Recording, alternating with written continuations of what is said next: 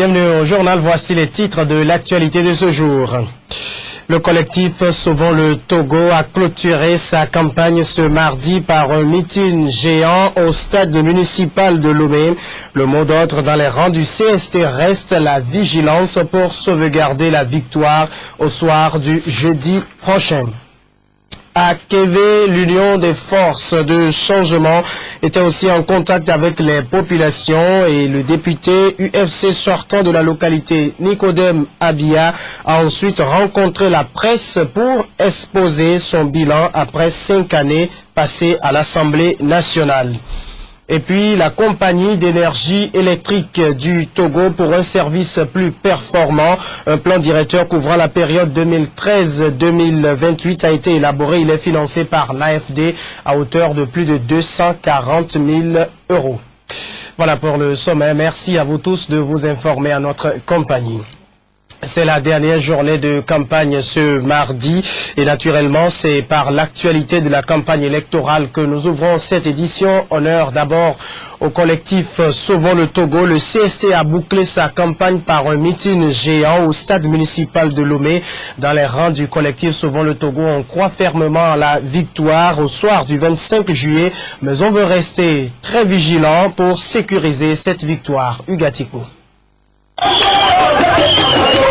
Raz-de-marée ce mardi du collectif Sauvons le Togo. Ce regroupement des partis politiques de l'opposition a de nouveau testé sa popularité lors d'un gigantesque meeting au stade municipal de Lomé. Pour l'occasion, ils ont tous répondu à l'appel avec aux commandes Jean-Pierre Fabre, le leader de l'ANC. Après avoir parcouru tout le Togo profond, le collectif Sauvons le Togo adresse un message de vigilance à ses militants pour la sécurisation de la victoire lors de l'élection législative du 25 juillet prochain. Ce n'est pas une démonstration de force. On est déjà fort. Pourquoi démontrer qu'on est fort? On est rentré d'une tournée et la population nous accueille. C'est toujours la vigilance. Parce que vous voyez tout ce monde mobilisé pour apporter son suffrage. Mais ce n'est pas gagné. Il peut y avoir la fraude. Donc il faut demeurer vigilant jusqu'à la proclamation des résultats. Des chants de la lutte pour l'indépendance, des messages d'espoir pour libérer le Togo du joug des oppresseurs. Les principaux responsables des partis politiques membres du collectif Sauvons le Togo se sont succédés pour inviter la population à choisir la bannière orange à l'effigie de la bougie pour que jaillisse la lumière sur le Togo. Les militants adhèrent au discours et veulent que le Togo change. On voit la population tout entière, la population derrière le CST, c'est-à-dire le CST pour pouvoir changer le pouvoir en place, pour donner une satisfaction totale à la population, parce que la population souffre énormément. Et à la maison, et j'ai laissé derrière moi 20 personnes qui me soutiennent. C'est la même chose pour tous ceux qui sont ici. Ce qui veut dire que la foule qui est ici représente un 20e pour la population que nous avons derrière nous. C'est ça qui nous donne la confirmation que cette élection, nous l'avons déjà gagnée. Le collectif Sauvons le Togo en symbiose avec ses militants croit en une adhésion massive et à la vérité des urnes ce jeudi. Après avoir consacré près de 3 ans pour mobiliser la population togolaise à la plage de Lomé, le collectif Sauvons le Togo entend désormais mobiliser toute la population ce jeudi. C'est un test de popularité pour ce grand parti de l'opposition qui doit rallier les votes pour avoir les suffrages nécessaires aux législatives du 25 juillet prochain.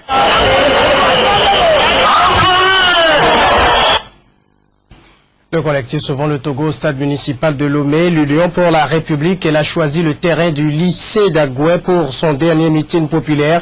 Et pour un meeting, c'est une véritable démonstration de popularité que le parti présidentiel a montré aujourd'hui.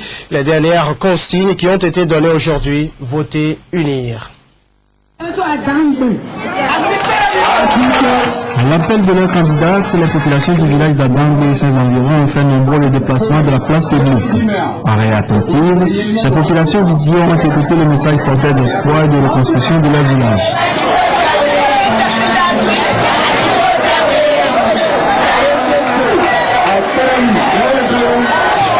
Madeleine Soua a appelé Adangbe à voter pour elle, mais de poursuivre ensemble les grands conflits de la localité.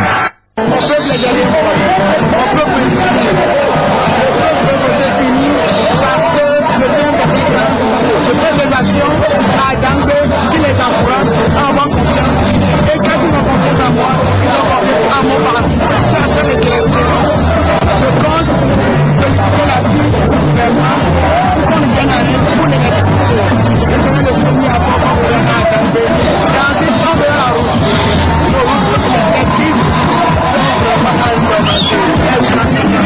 Cette population de près de 800 000 habitants a rassuré la candidate Pénir en ce qui concerne son choix.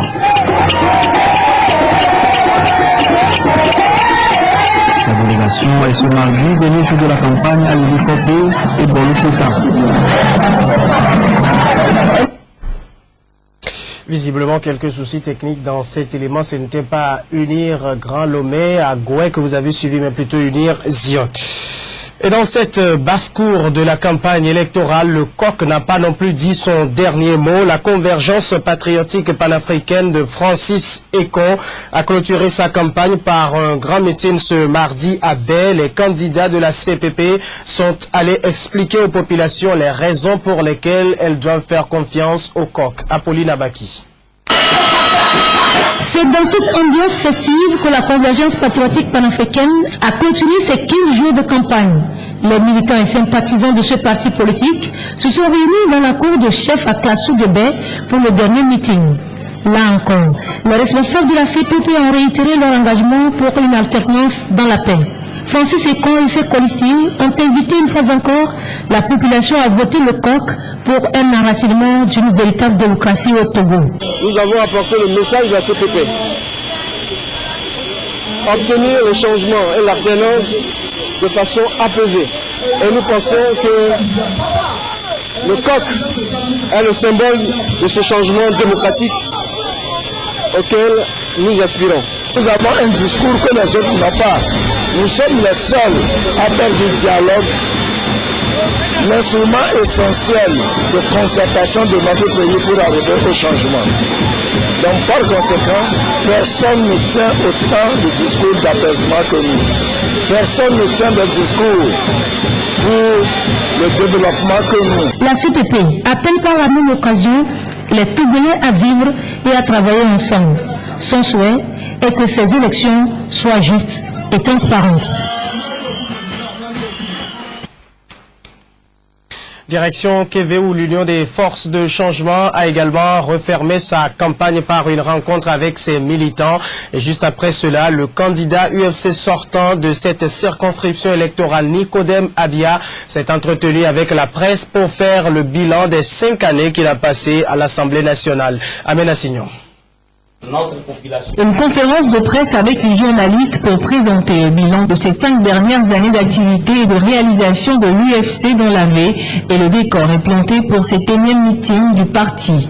À quelques heures de la fin de la campagne, c'est à Kévé, localité d'origine du candidat de la liste AV de l'UFC, que Nicodème Abia s'est rendu pour recevoir l'onction des ressortissants du milieu. Durant son mandat, l'honorable Abia a entrepris plusieurs chantiers sociaux dans cette localité.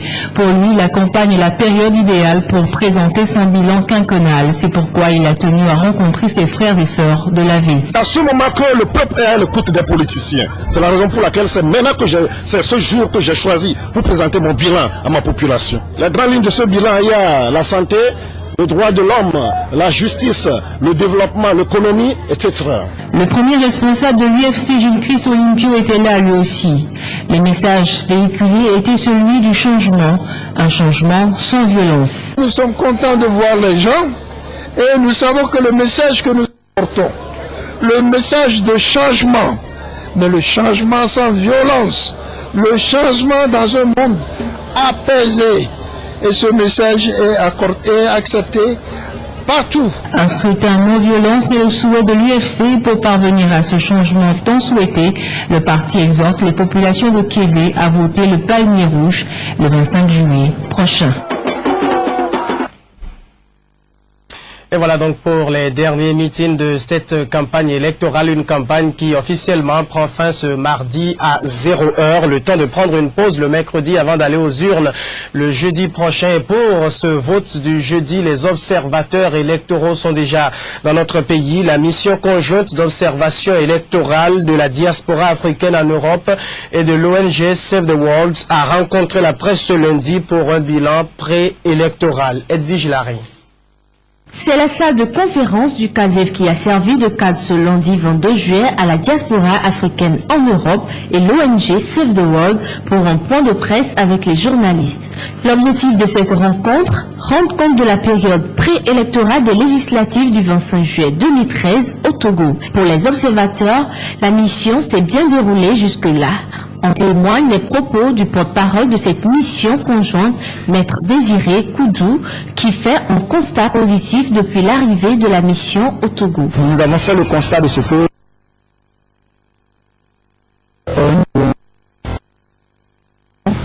mais gagner des élections pacifiques. Et nous avons fait une initiative de classe politique togolaise, sans que des personnes extérieures aient invité les Togolais à une négociation. Notons que ces observateurs viennent de plus de 20 pays d'Afrique et de la diaspora. Ils séjournent dans notre pays depuis le 1er juillet et ce jusqu'à la fin de ces élections.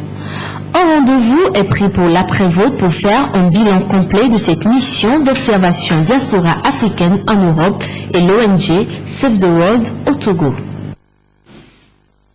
Retour encore sur la campagne où on parlait de l'Union pour la République qui était au stade du terrain du lycée d'Agoué pour son meeting d'apothéose, une véritable démonstration de popularité pour le parti présidentiel. La consigne reste la même, voter l'Union pour la République. Grande mobilisation des militants de l'Union pour la République durant le mai. Pour une campagne, le parti a offert une démonstration de force. L'Union pour la République reste engagée et déterminée pour faire pencher la balance de son côté. Après 2 semaines de campagne, la détermination et l'engouement des militants restent intacts pour donner au parti une large majorité. Sur le terrain d'Agoué, les ténors du parti sont tous présents. Les militants prennent connaissance des candidats une dernière fois avant d'écouter à nouveau le message que le parti a martelé tout au long de cette campagne électorale. Je peux vous dire que la mobilisation à laquelle nous avons assisté augure de bons résultats pour notre parti.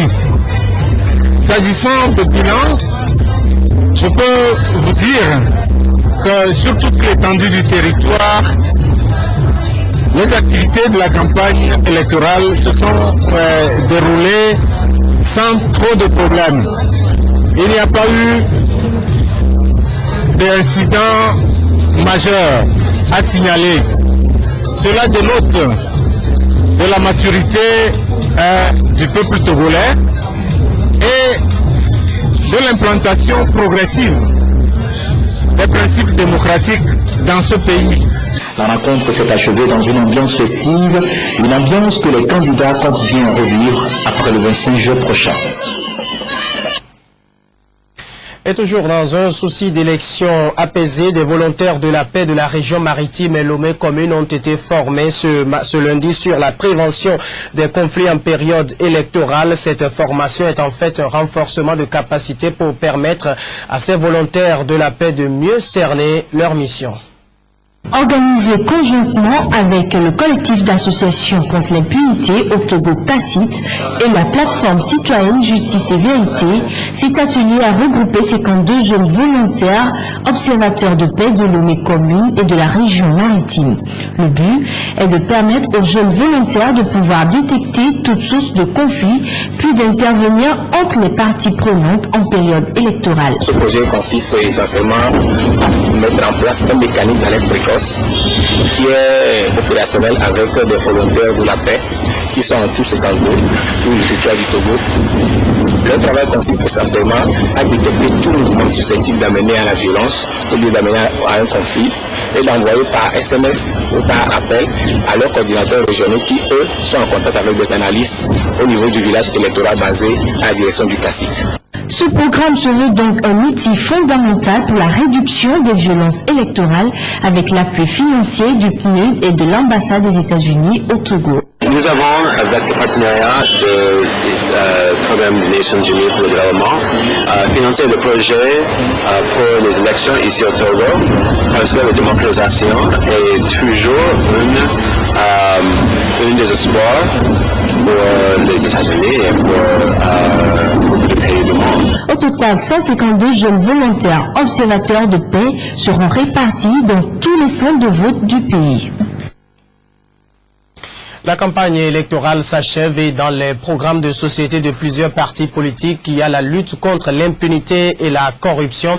Et justement, le sujet était d'ailleurs au cœur de la semaine nationale de lutte contre l'impunité et la corruption au Togo. Semaine qui s'est achevée ce lundi. Partis politiques et organisations de défense des droits de l'homme se sont retrouvés autour de la table pour discuter de ces sujets. Hervé Bogra, Roger Ameira. Des représentants des partis politiques et des organisations de défense des droits de l'homme autour d'une même table ce lundi à Lomé.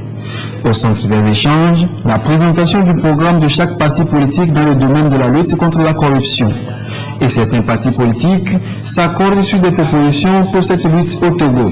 Pour constater dans notre pays que beaucoup de détournements se font à l'occasion des marchés publics ou plutôt des travaux qui se réalisent. Et il faudrait imposer systématiquement une obligation d'assurance pour la réalisation de ces travaux. L'Afrique a besoin des décisions fortes. Et l'une des décisions pour réglementer, pour limiter tant soit peu la corruption dans notre pays, c'est la Cour des comptes. Organisée par le collectif des associations contre l'impunité au Togo, CACIT, cette table ronde à travers sa thématique qui tourne autour de la lutte contre la corruption avec l'engagement des organisations de défense des droits de l'homme et des partis politiques s'inscrit dans le cadre de la semaine nationale de lutte contre l'impunité et la corruption au Togo. Nous avons pensé que c'était important de saisir cette occasion-là pour interpeller justement ces candidats sur les deux thématiques, à savoir l'impunité et la corruption. Alors, ils sont censés nous dire durant cette activité, est-ce qu'ils estiment que l'impunité et la corruption sont des phénomènes qu'on observe au Togo? Si oui, quelles sont les manifestations de ce phénomène? Si ces phénomènes existent et qu'ils se manifestent de telle ou telle façon, qu'est-ce qu'ils ont comme discours pour rassurer les populations qu'une fois au Parlement, ils vont lutter contre ces phénomènes? À quelques jours des élections législatives, cette rencontre constitue également une tribune pour l'éveil des consciences des futurs parlementaires sur les questions de corruption et d'impunité. Et nous revenons encore sur cette campagne électorale du côté de la coalition Arc-en-Ciel à présent. La CAQ a donné rendez-vous à ses militants en face du centre communautaire de Baie à Lomé. Vous allez le voir sur les images. Le moment a été véritablement intense entre candidats aux législatives et militants. Roger Ameira. Les urnes ne se sont pas encore prononcées en leur faveur, mais les militants sympathisants de la coalition Arc-en-Ciel exhibent déjà les danses de victoire. En ce jour apothéose, la fête était à son paroxysme. Arborés de rouge et blanc, ils sont nombreux à sillonner les acteurs de la ville de Lomé à pied, à moto ou à voiture. Une façon pour ces jeunes de finir en beauté la campagne. À leur point de chute face au centre communautaire de Baie pour mettre à Pérou, le bilan de 2 semaines de campagne est positif. Il a aussi exhorté les militants à sortir massivement le 25 juillet pour donner la chance aux partis de siéger à l'hémicycle. À l'endroit des populations, c'est que chaque Togolais, chaque Togolaise doit tout faire le jeudi pour que l'espoir du changement soit à portée de main de nous tous. Nous avons été gouvernés par un système pendant bientôt 50 ans. Nous sommes pratiquement fatigués, toutes les populations sont fatiguées. Fin d'une aventure de 2 semaines pour ce regroupement de partis de l'opposition. Les regards sont désormais tournés vers le jour J pour le verdict des urnes. Et on en vient à présent à ce projet qui va permettre à la compagnie d'énergie électrique du Togo d'étendre son réseau. Il s'agit du plan directeur du réseau électrique national, un projet ambitieux et gigantesque qui va couvrir la période 2013 à 2028. Il vise l'amélioration du transport et de l'approvisionnement et de la distribution de l'énergie électrique. C'est l'agence française de développement qui le finance à hauteur de 240 000 €, soit 295 millions de francs CFA. Radjoul Mohamedou. Donc, quelle est la provision? Ambiance d'amphithéâtre au siège de la compagnie Énergie électrique du Togo ce mardi. À ce cours particulier, l'expert en réseau électrique de la Société canadienne d'ingénierie et conseil, SNC Lavalin, explique les objectifs, le planning et les retombées à attendre du projet, le plan directeur de développement des infrastructures d'énergie électrique au Togo. Une fois ce projet, disons, terminé en termes d'études, le Togo sera doté d'une vision à long terme, au moins sur les 15 prochaines années, du développement du réseau électrique, notamment au niveau de la production, du transport et de la distribution. Les retombées seront à tous les niveaux, étant donné qu'actuellement, il y a de temps en temps, les problèmes d'électricité sont assez contraignants. Et bon, avec une vision à long terme, cela permettra de résorber les problèmes d'ici quelques années. En tout cas, nous l'espérons.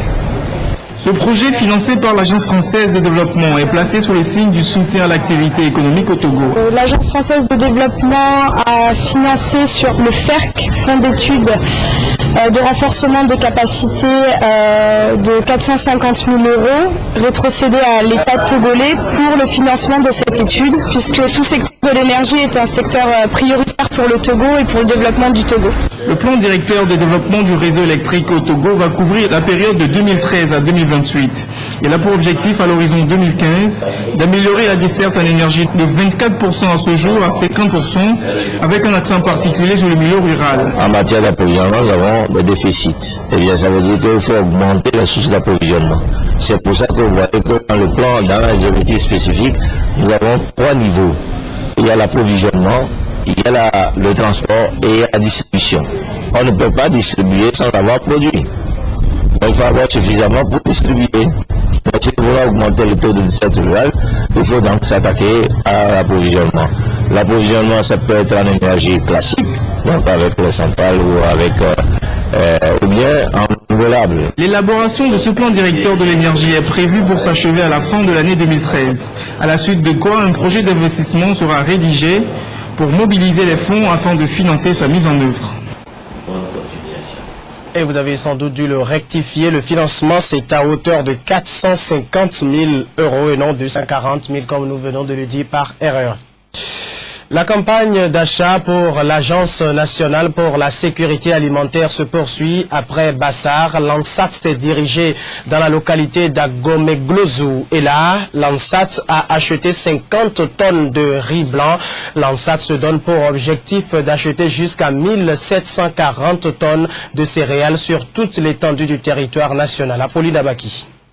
Ici à Agomeglozu, c'est le riz blanc qui est à l'honneur de cette opération d'achat de céréales. 50 tonnes sont mises à la disposition de l'Agence nationale pour la sécurité alimentaire pour cette opération. L'ANSAT lance cette campagne pour écouler les excédents de production chez les paysans. À Agomeglozu, nous allons acheter 50 tonnes de riz blanc. Bien, l'enjeu, comme vous le dites, vous êtes sans savoir que nous sommes déjà en juillet. Et il y a les nouvelles récoltes qui sont déjà annoncées. Or, il se fait que les récoltes de l'année passée sont encore dans les bras de nos braves producteurs. Donc, pour leur permettre de découler ces productions de l'année passée, donc ça va leur permettre de préparer déjà la rentrée scolaire pour certains parents. Les paysans, eux, ont saisi cette occasion pour poser un certain nombre de doléances. Et je remercie beaucoup à l'ANSAT qu'aujourd'hui il est venu nous payer le riz là. Avec l'ANSAT ça va. Mais il y a encore quelque chose qu'on va demander à l'ANSAT qui augmente un peu le prix. Parce que le travail est trop dur. Et on lui demande encore de nous financer. Le prêt scolaire qu'il nous fait là, il n'a qu'à nous faire le prêt de campagne pour qu'on laisse les microfinances parce que nous sommes fatigués avec des microfinances. Présentement là où nous sommes, on a de dettes au dos. Cette campagne vise à acheter 1740 tonnes de céréales sur toute l'étendue du territoire national. Merci à vous tous qui nous suivez depuis Kara, c'est au nord.